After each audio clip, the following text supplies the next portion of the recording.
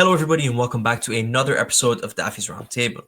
On this episode, I'm joined by Jen from Cigar City Exotics, a keeper and breeder based in Florida who works with some of the most incredible arboreal snakes in the hobby, in my opinion at least. Green tree pythons and Amazon tree boas. We dive into the similarities and differences between the two species, their husbandry, care requirements, behaviors, breeding challenges, and even the different localities, morphs, genetics, and all of the things that make them so fascinating. Jen shares her experience firsthand working with both species, and we explore what makes each unique, where they overlap, and where she thinks the future of the Chondro and the ATB hobby is going from here. But before we do that, allow me to thank Exoterra for sponsoring this podcast and making this episode possible. Exoterra makes quality products for our pet reptiles to make them feel at home. Also, before we dive into the coolest snake species, if you're watching this on YouTube, please subscribe. If you're listening to this on Spotify, Apple Podcasts, or any of the other streaming services, please give us a follow. It really helps out the podcast, and I really appreciate it. Okay, without further ado, everybody, please help me welcome Jen of Cigar City Exotics. Jen, hello. I'm doing great. How are you? Thank you very much for coming on. Thank you for having me. Yeah, I'm very excited to do this. It's funny because I just saw you. Yes. I just visited your collection, which beautiful collection by the way, but we'll get into that. And I feel like I asked you everything that I want to ask you in person. So now I feel like we might have to repeat some of that conversation, but it's okay. It's this way it's recorded, and I can keep going back to it. But yeah, before we get into all the cool snakes you're keeping, tell us how you got started in the hobby. So I am one of the COVID breeders. COVID happened, and I actually, a few years prior to that, had been in a really bad car accident. So I used to ride motorcycles. That was kind of my passion. When COVID happened, I had the bitter realization that my bike was just sitting and collecting dust in the garage and was a great garage ornament. So I ended up selling her. And I kind of needed something else to drive my passion, I guess you would say. I've just always had a hobby. I've always had something to do, and now I'm not putting 1,000 miles on my bike in 3 days, so what's something I can dive into head first? So I went to a show and I picked up my first ball python. And everybody who gets into ball pythons knows one multiplies into 50 in what seems like the blink of an eye. Along the way, I was grateful. I befriended some amazing people like Steve Morphs, the Bods Exotics, Joe Kinney from Gulf Coast, and they were always brutally honest with me. Like, I would go look at animals and they're like, no, you don't want this animal. This animal's not worth it. This doesn't fit where you want to go. Like, these are more so the animals you want to look at, and just giving me that guidance along the way. Obviously that turned into friendships, because who better to have in your circle than people who are brutally honest, whether you want to hear it or not. True. True. So they've really turned into like family. Regardless of what way I take my hobby now or my passion, I know they're there to bounce things off of. I did ball pythons for probably 2 years, 3 years. And then I started kind of looking at other animals. Yeah. Um, I feel like ball pythons are a great entryway. I will always keep ball pythons on some level, but I there's more to the reptile hobby than ball pythons. I mean, there's such a multitude of species that you can get into. And I think if you're truly just passionate about the hobby in general, it's hard to stay focused on just one species. Yes. So I had actually said on a podcast, the very first podcast I was ever on, that one day I will own green trees. And fast forward a year, and I was talking to Bill Stiegel one day, and he said, hey, by the way, I have a chondro that I have available right now that I can make happen for you. Um, at this point, fast forward and I look back at that conversation and know how many other people Bill's got into the Chondro hobby. Yeah, And now I'm I see sure. what I fell for. He Yes. knew then that he was starting a fire, so to speak. Um, Yeah. but I waited 6 months for that baby. 6 months. That was the longest I've ever waited for an animal. And he's like, just have patience. I was like, Bill, this is as bad as a pregnancy. My God. Like, Yeah. And was it worth the 6 months in the end? absolutely worth the 6 months. It's a she. I know now, obviously. It's a she. But I got her in and she was more chill than a ball python, fresh out of the deli cup. I Which is opened her. uncommon. Yeah, Like, I opened her right there yeah. in the FedEx parking lot, and she just came out and she was super chill. And I knew right then, I was like, holy cow, like I'm screwed. Like this just opened a whole new avenue for me. Um, I still at that point was going to keep ball pythons as my primary focus. I hadn't quite made the decision that I may have made since then. Um, Probably about a year ago, I started really looking at, okay, I'm vending shows, all my friends do ball pythons. I personally felt like I was losing the passion. It was more work than it was passion for me at that point with them. Um, and I started really tossing around like, do I stick with this as my primary, or do I add more chondros? Do I venture into another species? What do I want to do? And I figured out at that point, like, I want my primary focus to be arboreal species. I don't want, I don't mind snakes in a tub, but I want species that I can walk into a room and see and appreciate and Right. just, it's different. It's a different keeping. Um, I was blessed by some friends. Matt Ring from Ring's Reptiles. He no longer really does a lot of ball pythons. He still does some, but I was able to acquire my second chondra from him, which was an adult biac female. And then my third was from Jeremy and Jeannie Bod. After their house flooded from a hurricane, I got their male chondro, which was a biac Jayapura cross. And since then, I've just kind of added chondros. It's funny in the beginning of as you were kind of saying the story, you said, as one does with ball pythons. I just kept, you kept getting more ball pythons, but I feel like it's just a snake person thing because I think green tree python people do the same thing. Other species, I think once you're like, oh, I could have more and kind of stick with the same amount of work relatively, depending on how big you go. So yeah, I'm not surprised that you end up continuing to get more green tree pythons at all, at all. I think the difference though is like with the ball pythons, you have like your ARS racks. You're like, okay, I have 40 bins, right? So it's easy Right. to just add. I might as well fill them. Yeah. Yeah, whereas with like the chondros, yeah, for the babies and the juveniles, I have them in racks because they just do better. Um, but once they start getting up into like the sizes behind me, it's more thought process in it. Like, okay, before I add this one, yes, I have space now, but do I have the space down the road? Or Yeah. what do I have to add to it? So I think it almost forces you to be more selective on what you're adding to the collection at that point.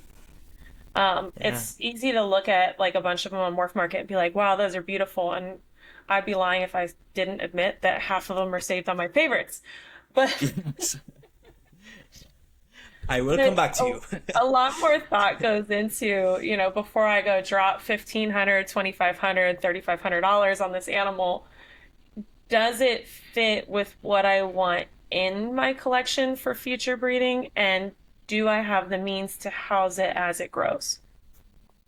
Yeah. Do you find that it's kind of the same or a similar thought process in terms of like morphs that you had when you were doing ball pythons? Like, do you think of potential pairings in the future before you buy the snake, or is it more like I really like the look of this specific one? I So initially, when I got into ball pythons, it was very impulse buy how they looked.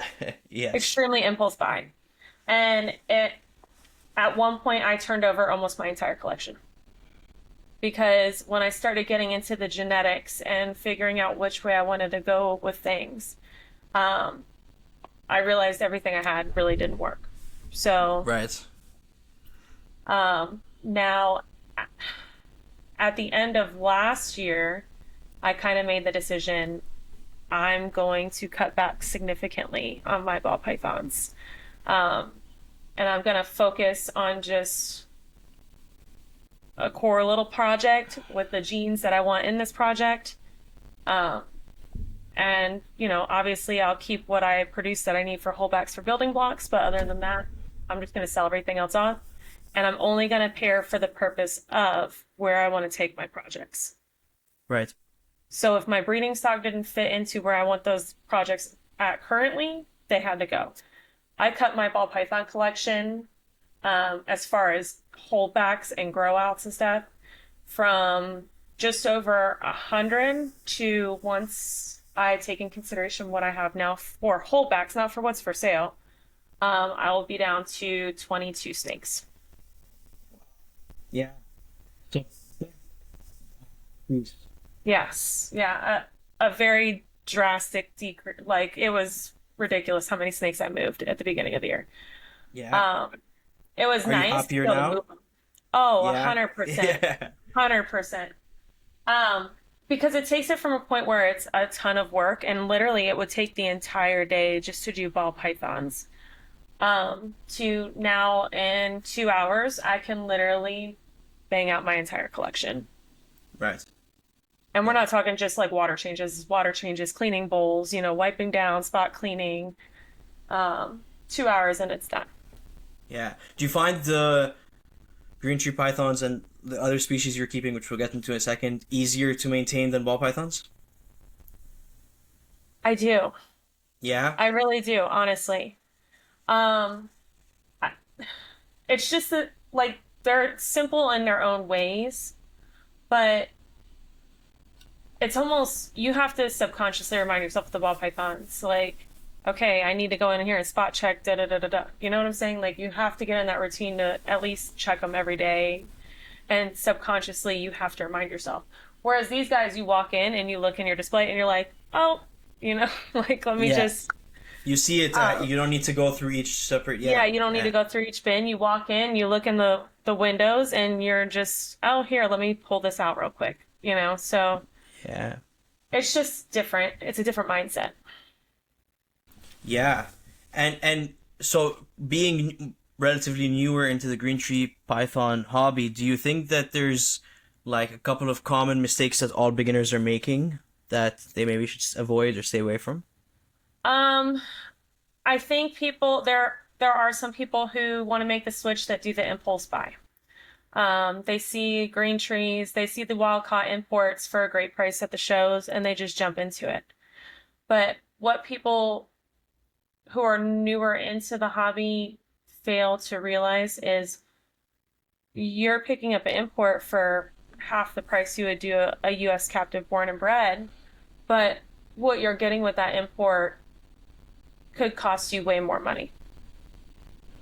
Um, you don't know how it's been treated for parasites. You don't know if it's NIDO negative. You don't know, and you don't even know how established it is. I will say there are some importers in the hobby that are amazing. They NIDO test, they make sure they're treated for internal parasites, and they make sure that they're well established before they resell them. But not all importers are the same. Right. Of course. And is NIDO a big concern in the green tree python hobby as it is in some of the other species right now? I think it's talked about more. Okay. People in the green tree community, while it still is taboo, I think people are more willing to talk about it. People are also more apt to test and be open about their testing. Right. It's more out in the open. It's more of a conversation. Um, even with the ones I've gotten in, they go into quarantine first for the most part. I mean, there are a couple breeders that I get from that I know actively test their collection Right. 3, 4 times a year, consistently year after year. They test their babies.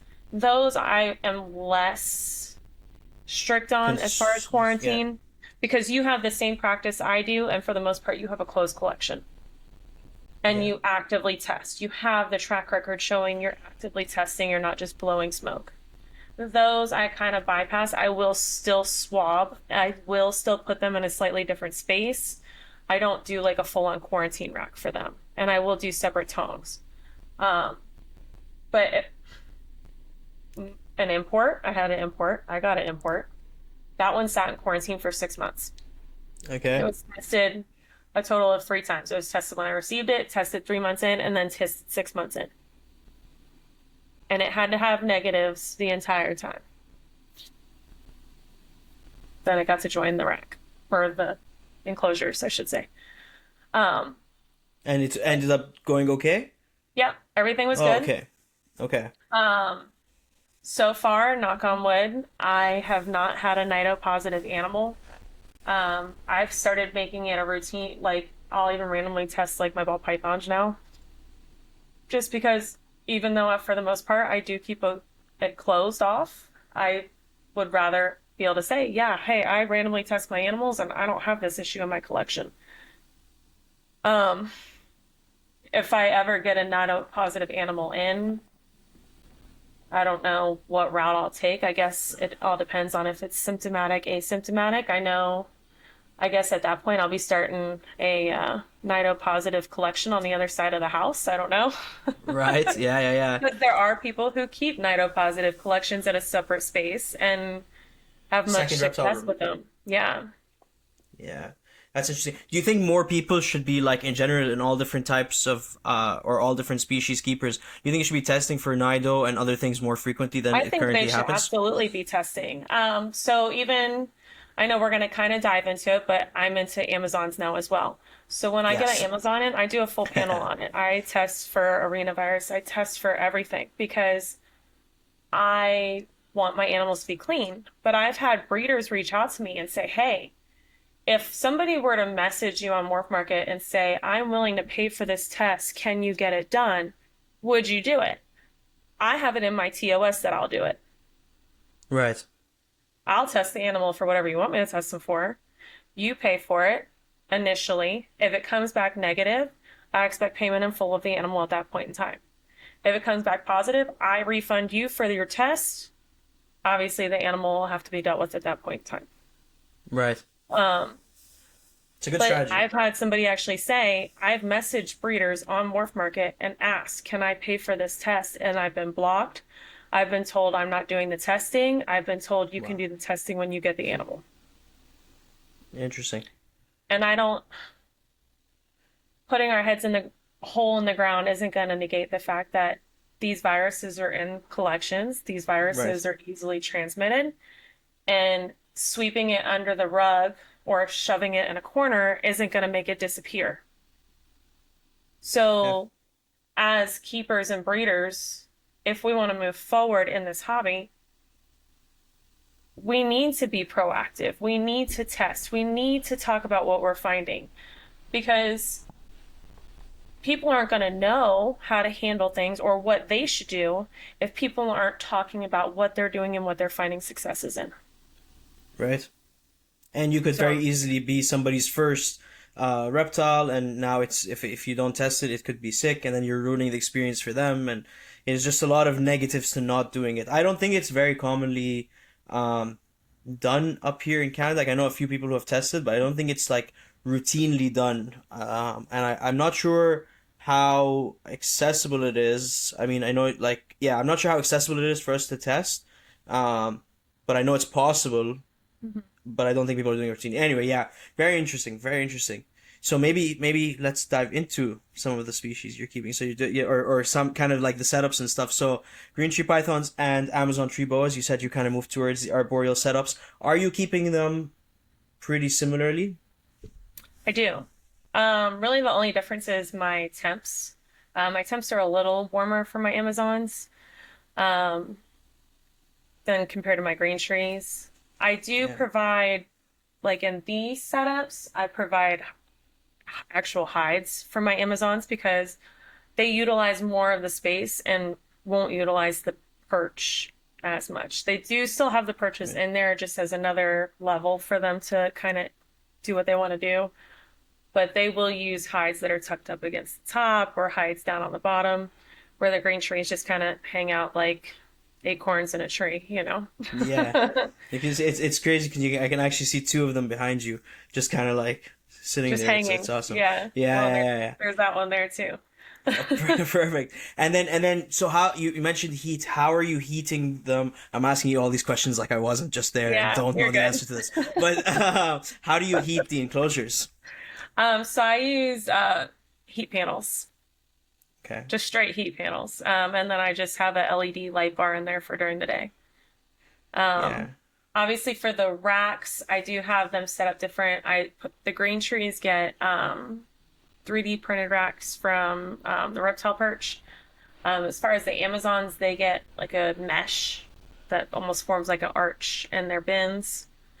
Just because, again, they'll either be on top or on bottom or kind of wrapped around or however, where, again, the babies just kind of hang out like acorns Yeah. in a little tree. Acorns. Yeah, yeah. I like that reference.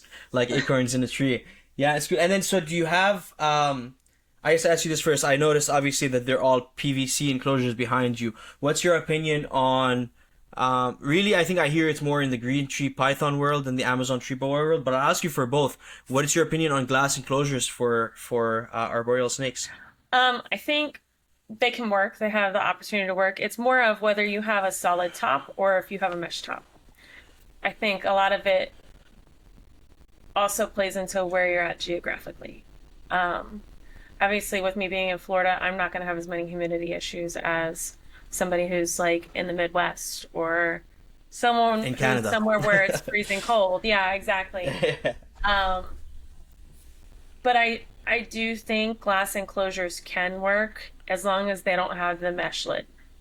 I think the mesh lid allows a lot of the humidity to come out. Um, so I'm pretty much to each their own on that one, honestly. What works for Yeah. me may not work for you, you know? Right. Yeah, I just wonder because I originally when I first got my first green tree python and I posted a picture of a 12, 12, 18. I was like, oh, I'm gonna move her into this, and every green tree python that I speak Said to is no. like, that's a bad idea. And I get it, like I'm in Canada and it tends to get pretty dry in here, but I was just wondering if it was just the humidity or if there were other reasons. Like some other species, they'll tell you, oh, it'll bang its face against the glass too much if you put it in glass, or they like the dark sides or whatever. But it sounds like for them, it's just humidity, right? It's humidity and obviously the heat that goes along with it. Your heat's going to escape out the top. But like Focus Cube makes tops specifically for like the Exoterra glass enclosures for that reason. You Right. just swap it out with the screen and then it Yeah. works, you know? And then you mount the radiant heat panels. Now, do you use those because there's no screen at the top of the PVC? Like, if would you use heat lamps, or do you have an opinion on heat lamps? I'm not a fan of the heat lamps. Especially inside like an enclosure like this, because even these guys will get up and around and explore, and Cruise, the yeah. dome around a heat lamp still gets hot, like sometimes significantly hotter than the what it's outputting. So I'm just it's a me thing. No, that's fair. That's fair. Again, yeah, I'm just wondering if it's dries out the enclosure too fast, or if like there's all of these I mean, reasons. I But use I heat guess lamps in other enclosures, but they're for lizards, obviously, so it doesn't matter if it's okay, dry as the desert in there. They do right. dry out the air, but you could still find ways to keep humidity because obviously in like a 12 by 12 by 18, you're not going to have a big A lot ass of like right. sun lamp, you know what I'm saying? Like you're going to have a Yeah. smaller bulb in general. Um, it's it's just Yeah, me. no preference. No, that's fair. That's absolutely fair. And then you mentioned earlier as well that you keep the Amazon tree boas warmer than the green tree pythons. Is Yeah. is I guess do they just not do as well at the same time at a harder temperature for the green tree They pythons? do they do better at warmer temps, in all honesty, than the green trees. Green The trees, Amazons. they Okay. still it's still a warm temp. I mean, 86 is still cooking, you know what I'm saying? But I do my Amazons around the 89 mark, but it they with the space of their enclosures, it gives them a variant still on temp grades. So even like these smaller ones up behind me, at the top it's at 89 near the heat panel, but as you get further down, it drops Yeah. down to 85, 86. So it gives them a And you great find variant. they use all of it? Do they spend different times in different areas? Absolutely. Yeah. Yeah. Absolutely. Especially after they eat, they're more towards the top. Right. Whereas a couple days after they've eaten, they kind of go down towards the bottom of the enclosure or more towards the front. Like the one in this enclosure likes to hang out up top still, but closer to the front corner. Right. Do you find they So, have like favorite perching areas or favorite perches? oh, absolutely. Yeah. Yeah. Yeah. Like depending on which animal I can look in there and I can tell you they're either going to be here or here, you know. Right. They're always in the same. Yeah, then that makes sense. Okay, so you keep both. Is there a difference in I don't know if personality is the right word, but like in their demeanor, the way A they hundred act? percent. 100%. Yeah. Yeah. Amazons are a whole lot more inquisitive. Um, Okay. a whole lot more inquisitive. Like they will literally track you while you walk around or while you move. Whereas green trees are just kind of looking for the next place to perch on. Acorns in a tree. Yeah, no, I've kind of noticed the same thing, and even at your place, I noticed kind of, the you'd bring out the baby green tree pythons and just sitting there, and then the Amazons are kind of watching us move around, and all three of them started watching at one point. So like it is something I have noticed as well, and I feel like they're more active even in the enclosures. Hmm. They are, yeah, because they don't just sit in one spot. They're kind of all over the place. Usually, especially in the evenings and at night, you'll come out and the Amazons are like all stretched out all through their enclosure, watching through the front glass. Yeah. Um, where the green trees, they'll cruise depending on the animal, but it's not. They're usually just on a different perch, luring instead of actively cruising. You know. Right. They've made the transition to the next perch. Yes. One a little What closer to about? the ground. Yeah, yeah, exactly. Right. What about humidity? Do you? I don't think you have a mist system on them, right? I don't have a mist system in any of mine. I am team spray. Some Okay. people say Yeah. spray, some people say don't spray. I'm team spray. I specifically for like these enclosures spray about once a week. And then I'll let Okay. it kind of just burn off throughout the week. Humidity at the high point usually gets about 85, 90, and then as the week goes on, it gets down to about 60 to 70, usually closer to 70. As far as the ones up here behind me with the glass, they don't hold humidity as much. I think it's more so to do with the style of the glass doors. I think it allows more airflow. Um, so And is those that? usually gets. Go ahead. Sorry. So I think the one you just pointed at, you have a Amazon tree boa in there, right? Yeah. So there's an Amazon in this one and this one, and then there's a green tree in this one. So do you keep the humidity kind of the same for all three? You're spraying them at the same time? I spray them all at the same time. Yeah. Yeah. Okay. So then one doesn't need more humid environment than the other. No. Okay. Cool. Yeah. Interesting. So I just keep them the same. Okay. Cool. Interesting. Yeah. Um. I've also heard the whole theory of like spray versus no spray. I've also heard some people say that like their green tree pythons will only go to the bathroom when they get sprayed or when the humidity is higher and that they can have issues if it dries out too much. So I'm like, it's always interesting like hearing different people's opinion and then trying to find the balance that kind of works for you. Yeah. So I'm not sure. Yeah. Yeah. I'm team spray. I don't really like. I don't do a rain chamber for mine. Um, Okay.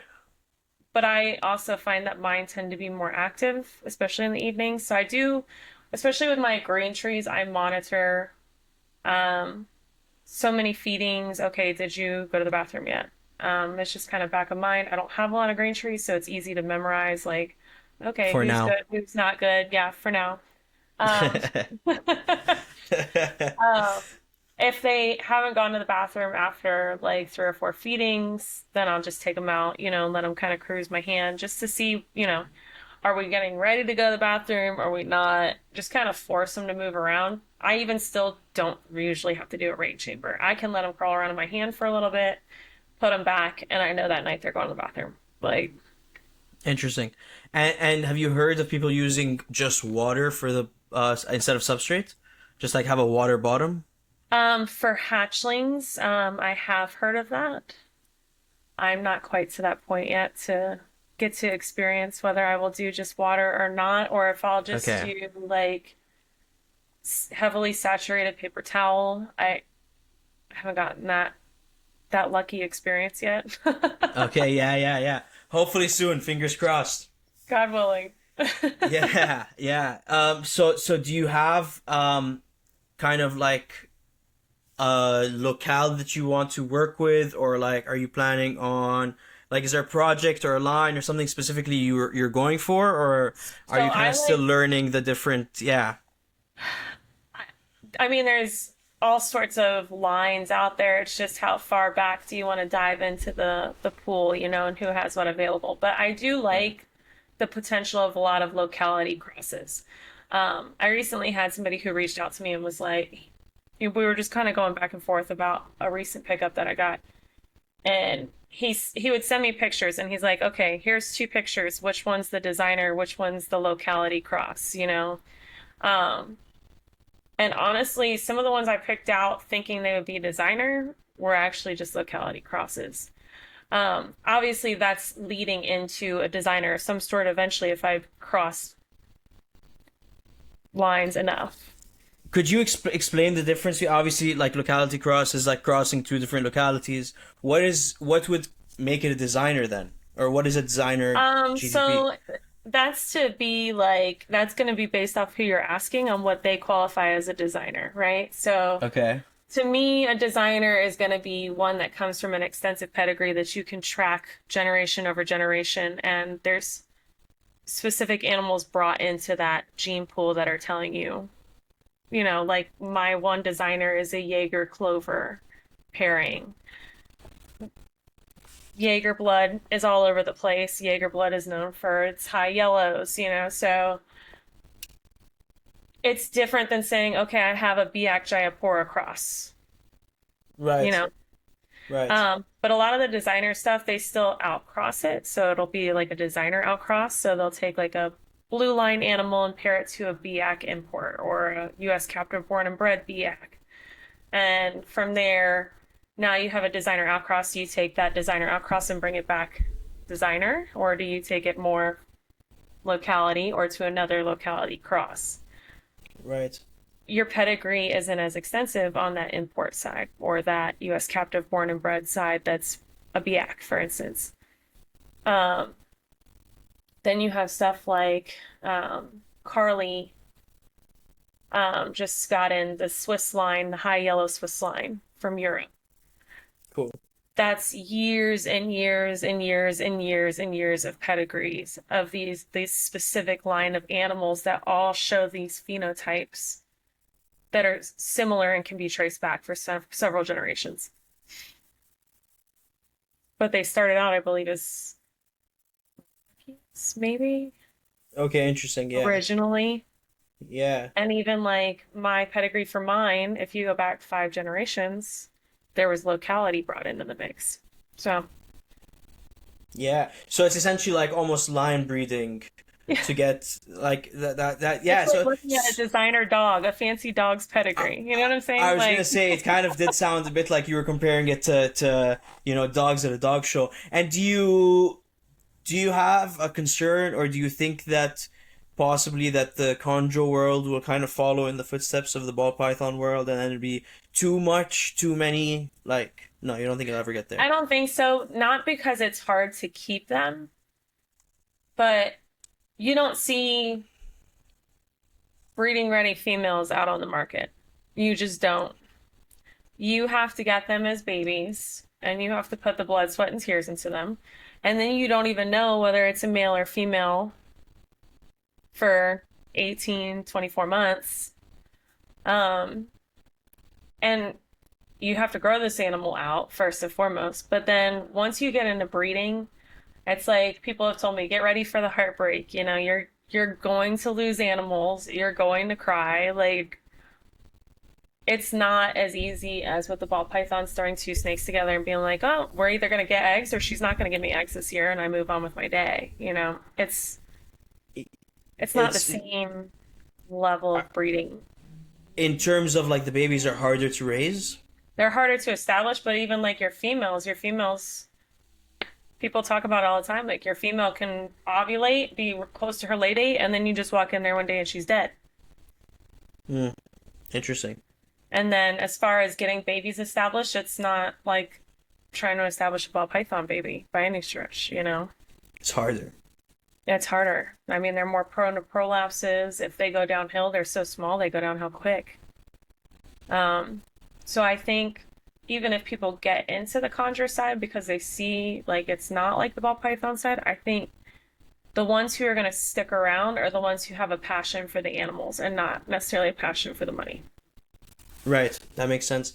And then I guess since they're more prone to prolapses and all that, is that why I constantly hear like feed smaller meals, feed them less frequently? Don't like Yeah. that's all probably for that reason. It's to help them digest and prevent them from prolapsing, honestly.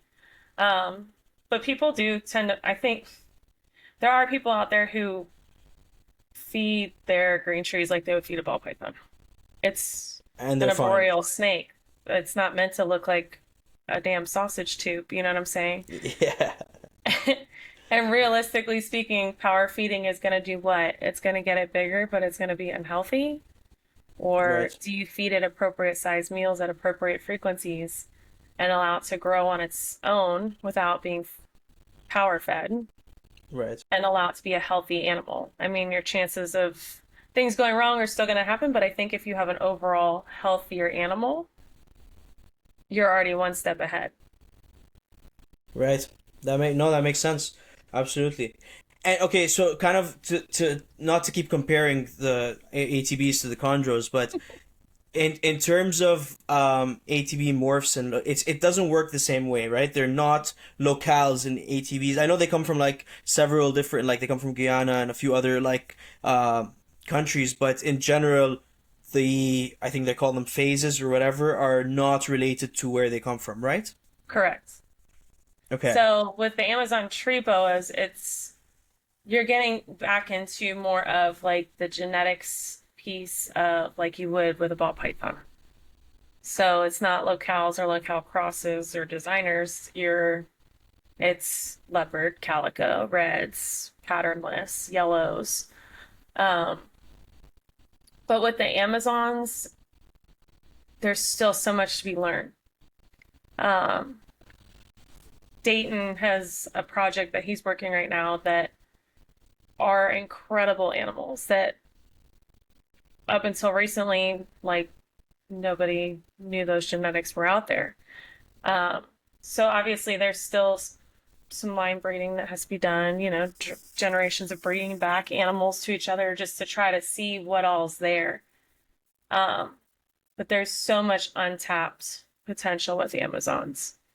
Um, and there's some of the quality on some of those Amazons is insane. I mean, you have, you know, your Halloweens that are wild caught or your gardens that are wild caught, and then you have your Halloweens in your gardens, for instance, that are generations of line breeding or captive breeding, and you can see the difference in the quality of the animals. Um, and then the combinations of the animals too that are coming out are so incredible. And then, so you have your leopard, calico, tiger. You have hypo, Amazon tree boas, which look like little fishing worms. They're so ugly as babies, but they're incredible looking as adults. Yes. Love that. It's yeah, makes sense. Um, but yeah, it's truly like the untapped potential. And then even calicos, no two calicos are the same. You have calicos that have high white, you have calicos that have black. Like There really is no two that are the exact same. Yeah, and all those morphs you just listed obviously are morphs that have been line bred and whatever, but they do exist. Like you said, the Halloween does exist as a like a wild type and as a line bred, right? Yeah, yeah. Yeah, fascinating. I do like seeing some of the ones you have, like the Halloween with the, I think it was Halloween with like the redder Redhead. head. Yeah, Incredible. I don't think that one was, just to kind of comment on your like, you can see the difference in quality. That one was a captive bred. correct. Okay, right, Correct. okay. And kind of what you're saying is, if it been a wild caught one, the colors wouldn't be as impressive. Or Is that kind of what you it mean? could still be somewhat impressive, but you're not gonna like you can look even on Morph Market now and look at there's a captive born and bred Halloween on Morph Market right now, and then there is a wild caught. And you can look at them and see the difference.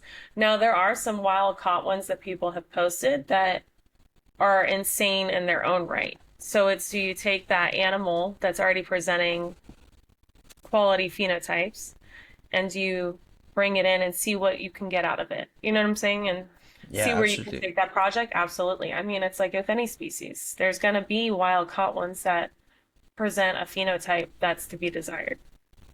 Right, right. And But that's in still kind general, of, sorry, say it again? I said in general, it doesn't always happen. It's the Right. one in the bunch that stands out that you say, okay, this is worth seeing where this goes. More than the rest. Right. Yeah, yeah, that makes sense. And this is still happening. Like, Amazon tree boas are still coming in wild, and still kind of the new morphs and the new bloods are still coming in frequently. Correct. Yeah. Yeah, there. I am curious to see where the Amazon tree boa market goes. I do think that some of the morphs that already exist are, like, I kept hearing tiger morphs, and until seeing the one you have with the stripes, I'm like, this makes sense. Like, seeing it really makes a difference.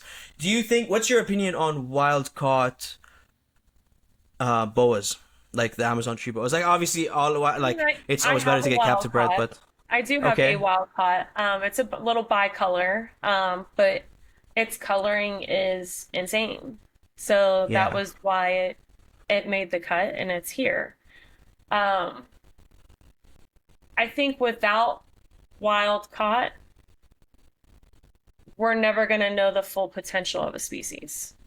Right. Right. I mean, and that's with anything. That's with chondros even. Absolutely. There are wild caught chondros that are brought in that express incredible phenotypes, which could, a couple generations from now, end up being something remarkable. It's just getting those animals into the right hands with somebody who's going to do the work Right.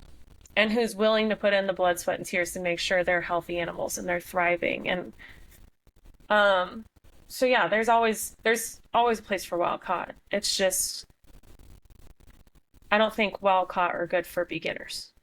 Yeah, no, that makes sense, and that's actually sort of more of what I was asking. I agree with everything you said, but in terms of acclimating the wild, like, do they tend to do well as a wild caught species, or some species adapt better to captivity? How, kind of, where do the Amazon tree boas fall in your opinion? Um, I think anything can adapt well as long as you provide the right husbandry for it.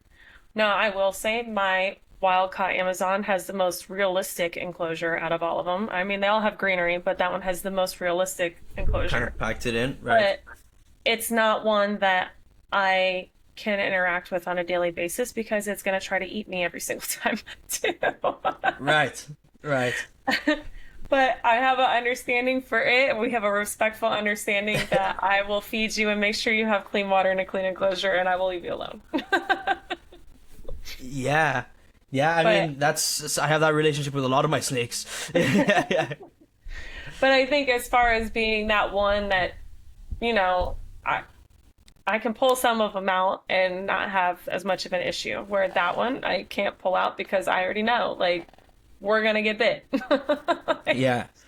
And I think we talked about this as well when I was there, but their bites are interesting. Their bites are like, quick, but they will make you bleed. Like Yes. they Yeah, yeah they'll they make you it's leak for sure. And they come back for more than one yeah hit. It's like a little wasp. It doesn't just get one sting in, it just keeps coming back for more. keeps coming back. Um, Yeah, but yeah, it's not that it hurts. It more of like startles you, like, okay, like shocks you and cuts you real fast. Yeah, it's very interesting, and it also doesn't seem like they want to hold on. Like they're almost just tagging you and it's very moving much a back. defense. It's a defensive Right. behavior, 110%. It's nothing more than like you're in my space and this is your warning. Like, but it's not a bite to hurt you, it's a bite to catch your attention.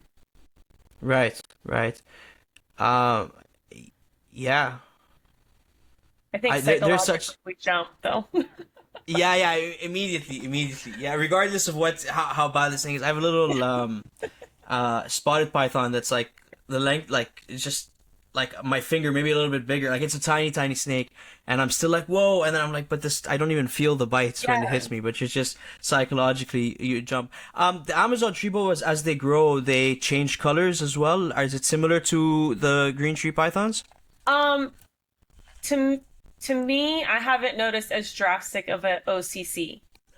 Like with the green tree pythons, obviously they go from like It's this vibrant dramatic. red or yellow to, you know, green, or they stay Yeah. yellow. You hope they stay yellow, but they don't stay yellow. And I'll say yeah, Not yeah. unless you're lucky or you have the genetics in the pool for it.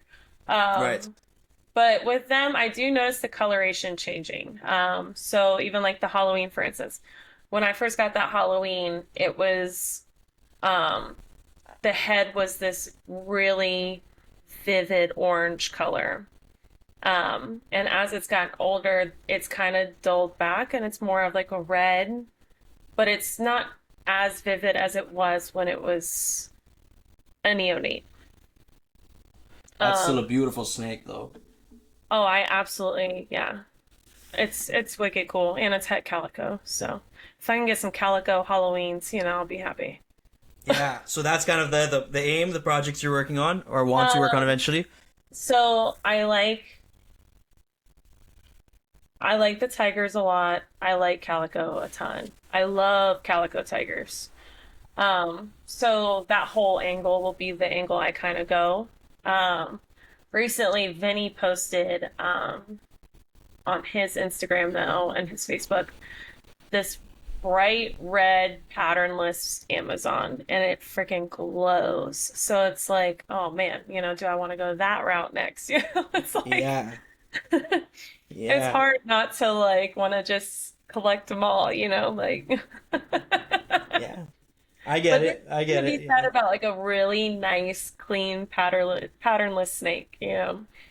But the coloring has to be right on it. And like so far from my yellow pattern list that I have up here, it's staying a very bright, clean yellow. And I say she, I'm hoping it's a she.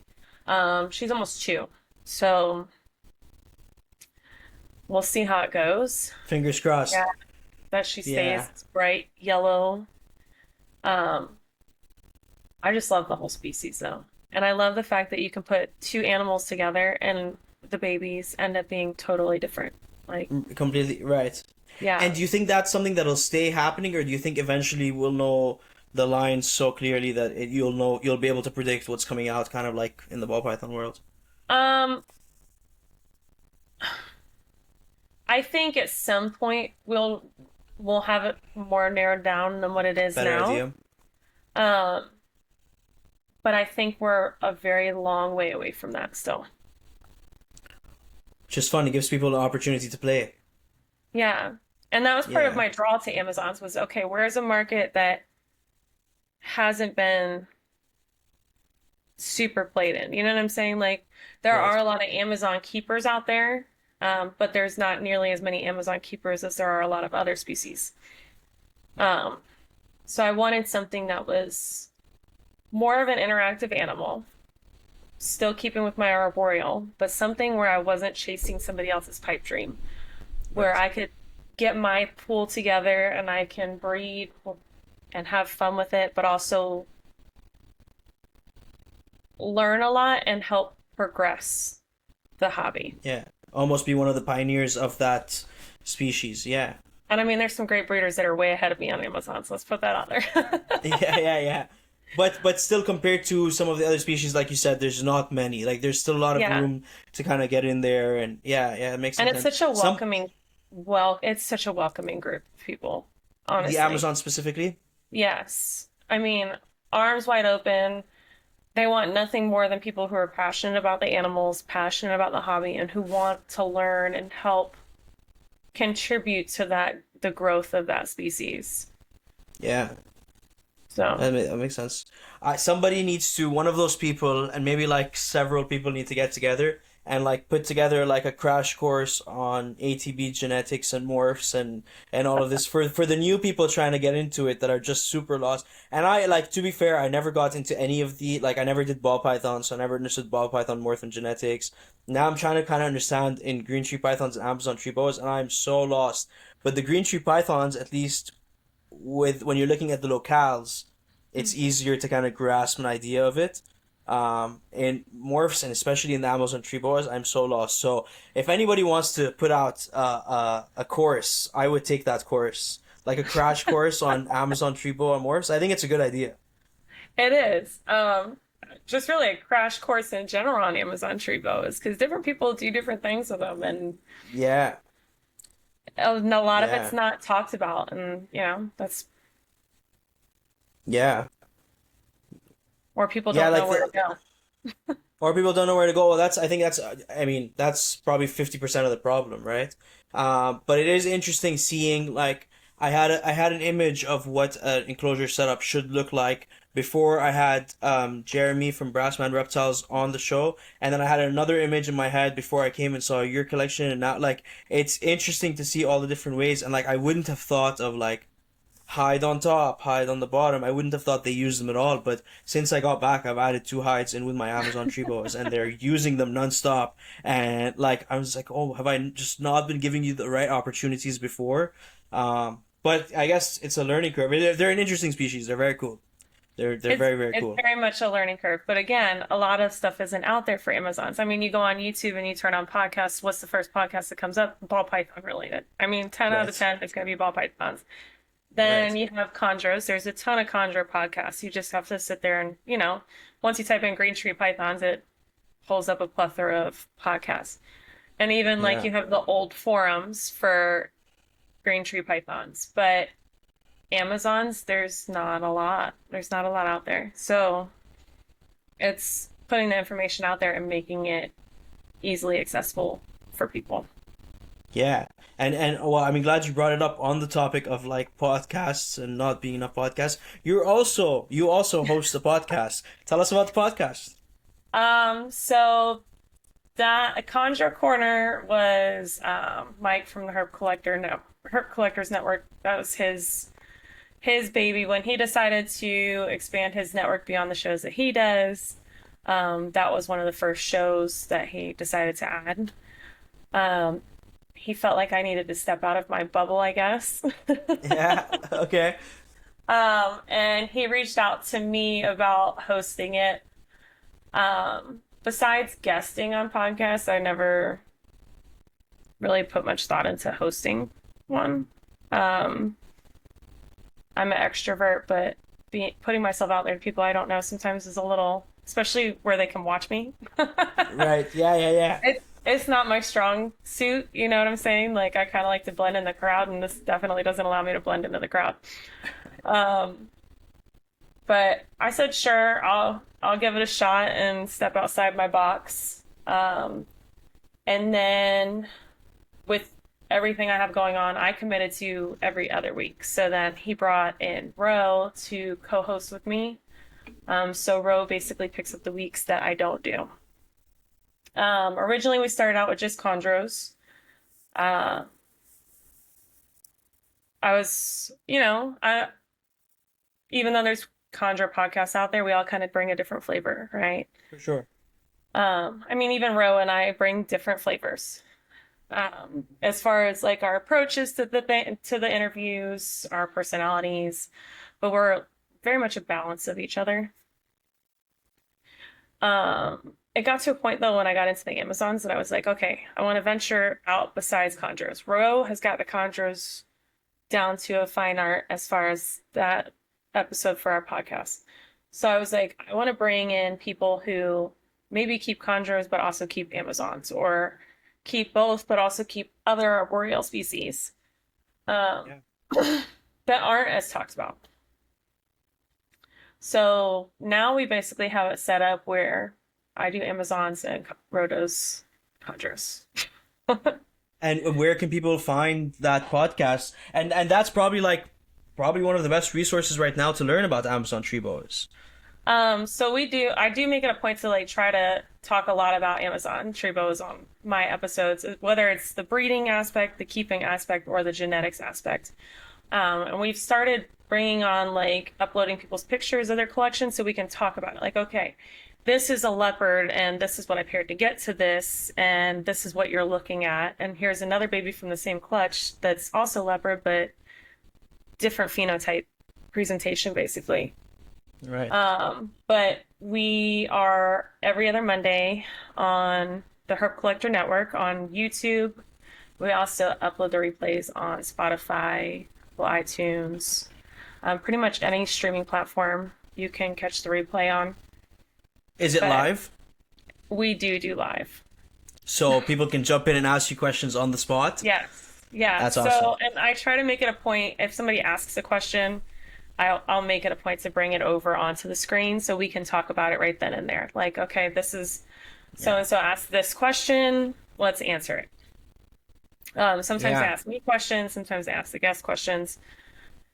Specifically with Amazons, and when it comes to like the breeding and that type of thing, I defer to whoever my guest is because I haven't bred my Amazons yet and I have several years to go. Right. But it's still a Right. learning opportunity for me too at the same time. Yeah. Quick question before, and then we'll get back to the podcast. I have another question about the podcast as well. But how long does it take ball pythons to be ready to breed? And then in comparison, how long does it take Amazon tree boas? So if you talk to people in the ball python groups, they're going to give you a range of it's basically ready at 1,500 grams for you to breed. Right. But if you power feed your animal at 1,500 grams, it can be 1,500 grams in a year. Is that really the best for the animal to breed it? Probably not. Yeah. Right. Where I have animals who, I have one in particular, it took 4 years for it To be ready. to be ready to breed. And some ball pythons are smaller in stature, while others get freaking huge. So if you have a smaller animal, do you say, oh yeah, once you hit that 1,500 gram mark, I'm just going to breed you anyways, even though you're a smaller animal? Or do I give you another year or a year and a half for you to maybe get up to 1,800 grams? Yeah, you're still a smaller animal, but now you're another year older and you're just healthier. And I know in the wild, they're not like, oh, today's my second birthday, I'm going to go out and procreate, you know? Like, they, That would be or, oh, I hilarious. stepped on the scale this morning and I'm at 1,501 grams, so let's go forth and make babies. You know, Right. they're not doing that in the wild. Obviously, they're breeding when they're ready, but it's our jobs as keepers to make sure that they're of sound body structure. They're actually ready. Now, Right. as far as the green trees, some people say you have to wait 4 years or 5 years for a female. Some people wait 3 years as long as the female looks really good in body size.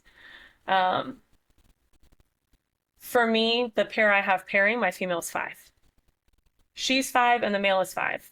Granted, the male is a quarter of the size of my female. Yeah. He looks like a baby compared to her. Yeah. I guess as my other ones grow up, it all depends on, again, not just age, but body structure, feeding routines, like how healthy is my animal?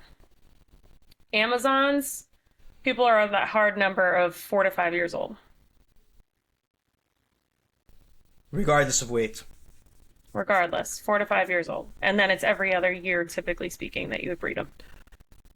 And that's to give them a break. Mm-hmm. That's interesting. Yeah, I guess I'm just kind of wondering, like, how fast things will progress if, if people are breeding ball pythons at 2 years and breeding Amazon tree boas at 4 years, as an example, and then only breeding them once every 2 years. It's going to take a lot longer for kind of the morphs and the lines and everything to progress to. It won't pick up as fast, I guess, is what I'm Yeah. saying. Well, and it's going to weed out all the people who are in there for the Right. make money fast because you're Yeah. not making anything for You're a losing while. money for 5 years, and then Yeah. possibly you'll start making some. Yeah, Yeah. you're in a hole for 5 years. So that first year you can breed, you're not going to clear out your deficit. You're still in the hole. Like,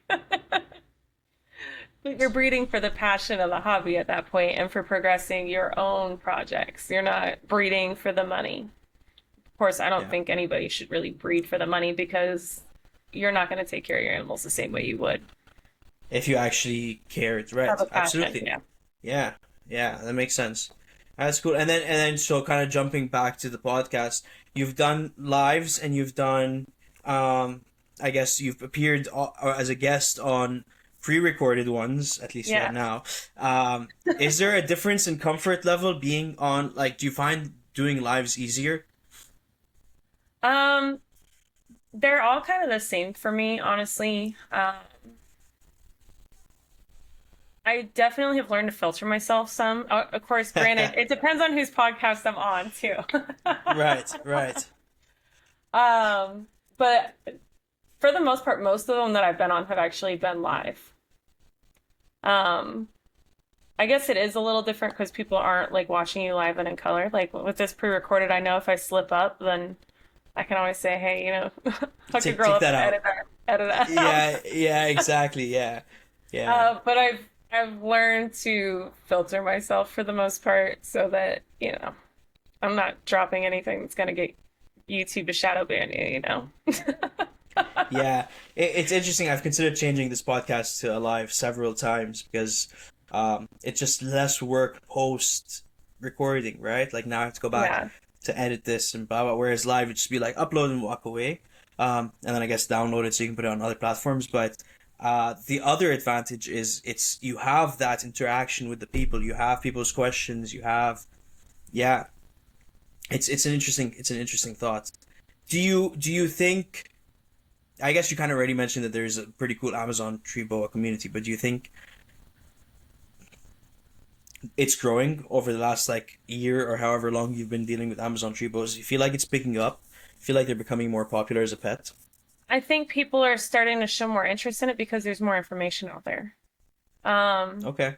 like I've noticed that people are not necessarily in the lives, but on like the comments after the fact when they're catching replays, like, oh, please keep putting more content like this out because I want to learn more. Um, I think though it's going to take time really for it to grow. It takes, first of all, you have to be into boas. You have to be into arboreal boas. It's a niche regardless. So is it going to just blossom overnight like keeping ball pythons? I don't think it'll ever be to that level. But I think more awareness and more accessibility to resources allows for people who may have been apprehensive initially to maybe want to explore keeping them. Yeah, that makes a lot of sense, especially about like you were saying, the more information and out there, because I feel like they were very portrayed very negatively before that like oh they're finicky snakes, they're super bitey, and people kind of stayed away from them, but now that there's more information, people are changing their mind. I would be interested to have somebody that's worked with them and like boas to come on and kind of talk about the difference between Amazon tree boas and like BCIs or whatever, Yeah. and see how similar they are. Good luck finding that person. Because I You see, don't think like, that it person seems to exists? be, I think it's more so like, I'm sure that person does exist, but it's going to be like a needle in a haystack. You know what I'm saying? Yeah, Like, because I think yeah. for the most part, people are either like, you're arboreal or you're terrestrial. You know what I'm saying? Like, you're not all in. I mean, there's going to be somebody out there somewhere who probably keeps both on some level, but So funny yeah. enough, I keep both. See? Well, but you can't interview yourself, But I so what can't are you interview gonna do? myself, and I also don't have experience in either. Like I've only have had the Amazon tree boas for like 3 months, so I'm not confident. That's why I'm like trying to get all this information because they're very new, and I'm not confident giving people information on something that I don't know yet. And Yeah. the BCIs, I mean, I've had them for a while, but I've just had my first litter. Like I don't feel like there's experience there to again like talk about them. So I think I'm sure there's somebody that's bred both for many years that would give more value than I would, and I can't interview myself. So yeah, I mean, you could do like a live though and let people ask questions. yeah. I well going back that's going back to the live thing. I think I would like to try doing more lives. It's I mean it is a little bit different with my or difficult with my travel schedule, but I think there is a lot of value to your community. I just saw that too. Yeah, she Uh, apparently she she's looks like ready to she's eat. hungry. Yeah, Yeah, apparently I that's need to that's feed my cool. snakes. That's cool. There's such a cool species. Like, yeah, yeah. And it's funny you mentioned like people are either like terrestrial or arboreal or whatever, and I do keep both, but I do tend to prefer. I don't know if the right way of saying this was like I enjoy myself more when I'm maintaining the arboreal snakes versus Yeah, the terrestrial snakes. which Um, is fair. I eh, mean, we all have our favorite. So, exactly, and it is cooler to walk into a room and see the carpet pythons curled up on a branch than like where is this snake hiding under what hide and like because terrestrial snakes I find they're just most I'm sure they cruise a lot at night but during the day they seem to yeah, but you're be not walking out uh and seeing something like this, you know? exactly, which is I mean that's so cool. Like it's yeah, such a fascinating that's the friendly one you let me hold, right? Yes, yeah, that's the designer. Apparently, Right, I that's really am that's starving her today. yeah, she's ready to go. She's ready to go. That's crazy. Yeah, see, so it's funny you say, that's your designer and then so we I almost had that similar experience that you were saying, if somebody asks you designer or cross because you're what I want to guess is a cross or I want to say is the cross that you have next to the Amazon tree boa is the yellow one. Oh, I have a picture. the red one that's going yellow, but has all the dark pigmentation.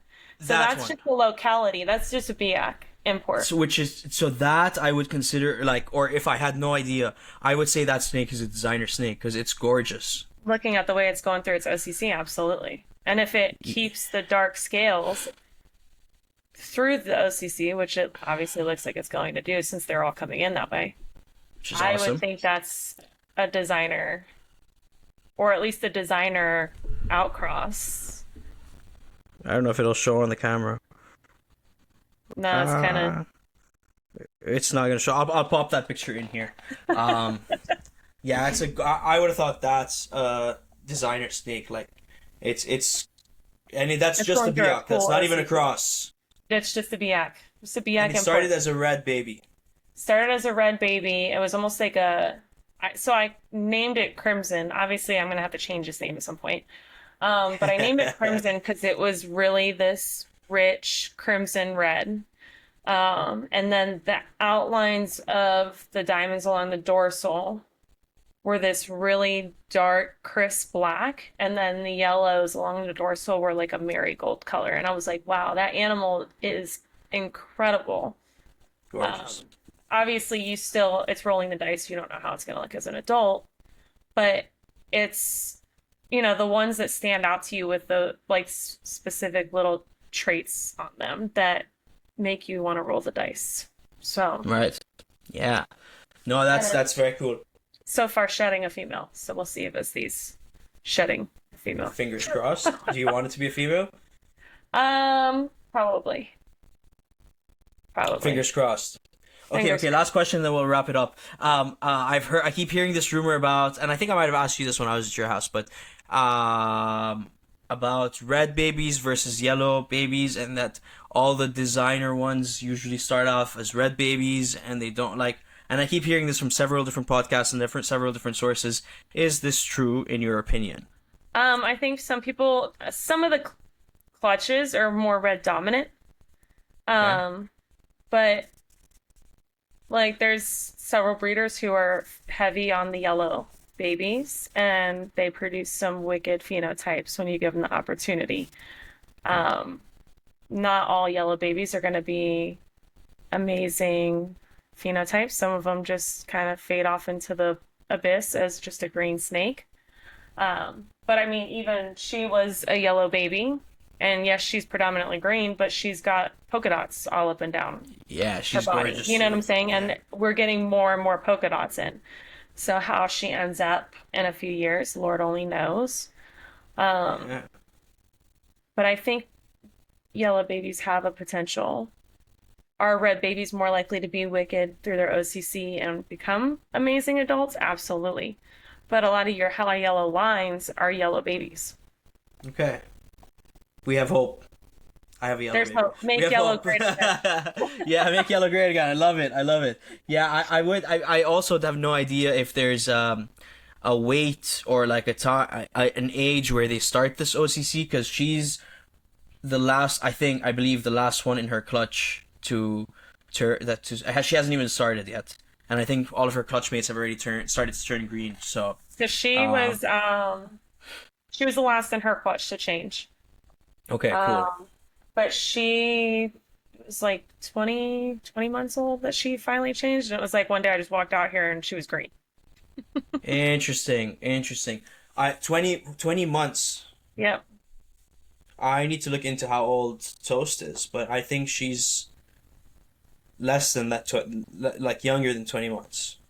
Yeah, I just Like, I walked think out one she's day and she was green. So, cool. and the polka dots have kind of come in since the green. Like But even later like, on.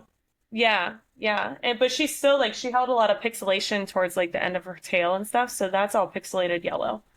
And then she's got a lot of yellow on her sides, like yellow blushing, that very much is staying yellow. Um, but the white and yellow polka dots have progressively come in more and more as she's gotten older. Interesting. Interesting. So, Cool. Well, Jen, thank you very, very much for coming on and talking about the coolest two snakes. Yes, I said the coolest two snakes because currently they're my two favorites. Can you tell everybody where they can find? Well, I guess we already talked about where they can keep up with you on the podcast, but where can they find yeah. you everywhere else and keep up with your awesome future projects that I'm hoping you'll be able to ship some babies into Canada for me? We'll have to figure that out once I have some going. Yes. Yes. Yeah, so you can find me on Instagram under Cigar City Exotics, no underscores, no nothing, just straight Cigar City Exotics. And then I recently started my Facebook page back up again for the business, so that's also under Cigar City Exotics. You can also find me on Morph Market as well, but all that's on there is ball pythons currently. I don't know if I will ever post my arboreal stuff on there or not. That makes sense. They probably won't But get to. You probably won't even get a chance to. I feel like those things are like going to be picked off before you even decide to list them. People are going to be waiting for them. That's very cool. But yes, all of those links will be in the description. Go give Jen a follow and check out all of her cool snakes. Do you? I guess yeah. You don't live in Cigar City anymore, I but don't live you in Ybor anymore. No. okay. I live outside of Ybor, but Okay. I wasn't going to change the name just because I No, don't no. live in that area. You know what I'm saying? I don't blame you. It's a very cool name too. I thought it was just like a badass reptile name until like I was going to the area and I kind of like made the connection. I thought it was just a Yeah. cool like I didn't realize the Cigar City was actually a place.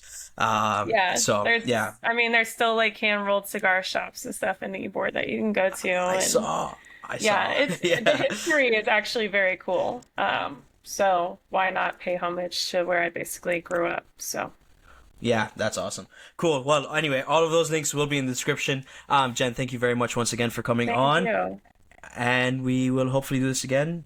Thank you Yes. all very much for listening. We'll see you on the next one. Thanks.